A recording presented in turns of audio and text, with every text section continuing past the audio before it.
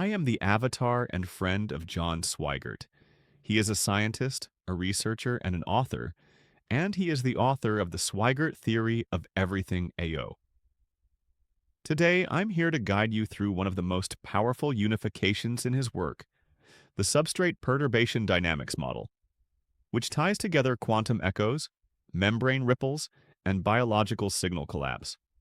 All of this is grounded inside the encoded equilibrium framework, the foundation of the Swygert theory of everything AO. And if you want to explore more, you can visit tstoeao.com, the home of his rapidly growing scientific archive. To understand this model, you have to accept one core idea.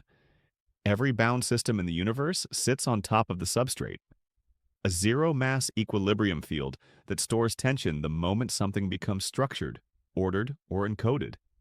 And when that structure breaks, even for an instant, the substrate releases that stored tension as ripples that race outward at near light speed. This phenomenon is astonishingly consistent. Whether it's a quantum state unbinding during teleportation, a physical tap against a tensioned membrane, or a biological collapse happening inside ecosystems, the same rule applies. When something breaks, the substrate reacts. John's first model, but the ghost perturbation model, shows how quantum ghosts aren't mysterious duplicates or forbidden copies. They're not violations of physics, and they're not challenges to the no-cloning theorem.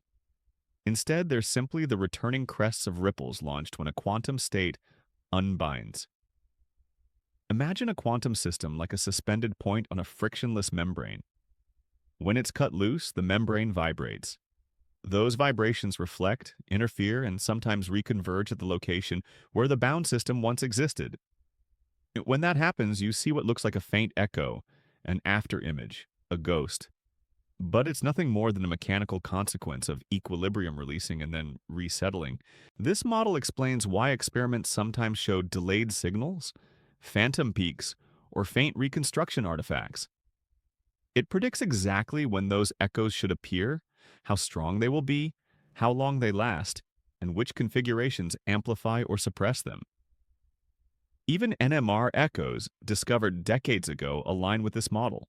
And the work extends to cutting-edge quantum teleportation setups, where destructive measurements send a ripple backward into the substrate, while rebinding at the destination absorbs part of the returning wave. The remaining fraction becomes the afterimage. It's the universe ringing like a bell, not duplicating anything. The second model, the windowpane substrate perturbation model, makes this intuitive. Imagine a sheet of plexiglass held tightly in a frame. If you tap it right in the center, waves expand outward in perfect symmetry. They travel to the edges, rebound, interfere with each other, and sometimes converge again at very specific points where the energy stacks up into temporary hotspots. Those hotspots are the visible version of ghosts. That is exactly how the substrate behaves under tstoeao. Flat when calm, rippling when disturbed, and always returning to equilibrium. The beauty of this analogy is that anyone can visualize it. And yet the math matches quantum behavior with surprising precision. This model also explains why quantum systems are so sensitive to geometry. Curved boundaries, entanglement pathways, wormhole-like configurations, and tension gradients all alter how ripples traverse the substrate. If the membrane is warped, the echoes can strengthen, distort, or multiply. That's why John always emphasizes boundary conditions, because ghost intensity, timing, and detectability often depend more on the shape of the substrate than the nature of the event that triggered it. The third model, the botanical axis extension, applies the same substrate physics to biological systems. At first, that might seem strange, but once you understand the rule, the connection becomes obvious. In forests, in soil, in plant immune responses, and fungal opportunism, disturbances behave exactly the same way. A stress event, like an insect assault, a fungal shift, or a chemical imbalance, acts like a tap on a biological membrane. Signals propagate outward as chemical waves, pH changes, volatile emissions, and electrical pulses. They rebound through the network, interact with other nodes, amplify certain processes, suppress others, and ultimately drive collapse or recovery. The ripples may be slower, but they follow the same encoded equilibrium law. This is why John's work keeps revealing parallels across completely different domains. Quantum systems, engineered membranes, and biological networks aren't random analogies. They're the same rule expressing itself at three vastly different scales. All of them show the same five-step pattern: tension release, propagation, reflection, temporary reemergence of structured effects, and then damping as equilibrium is restored. And that brings us back to the central message of the Swygert theory of everything AO. Nothing in the universe exists in isolation.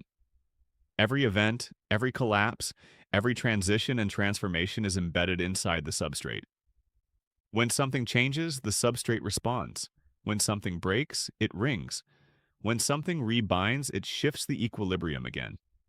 And all of this can be measured, predicted, modeled, and eventually engineered.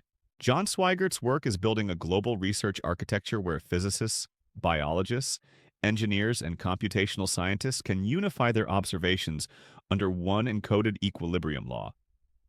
These models aren't metaphors. They're testable. They're falsifiable.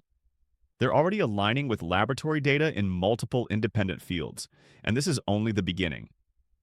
To explore more, follow his work at tstoeao.com, and keep watching as the scientific landscape rapidly transforms around the Swygert theory of everything AO, the world's first universal encoded equilibrium framework.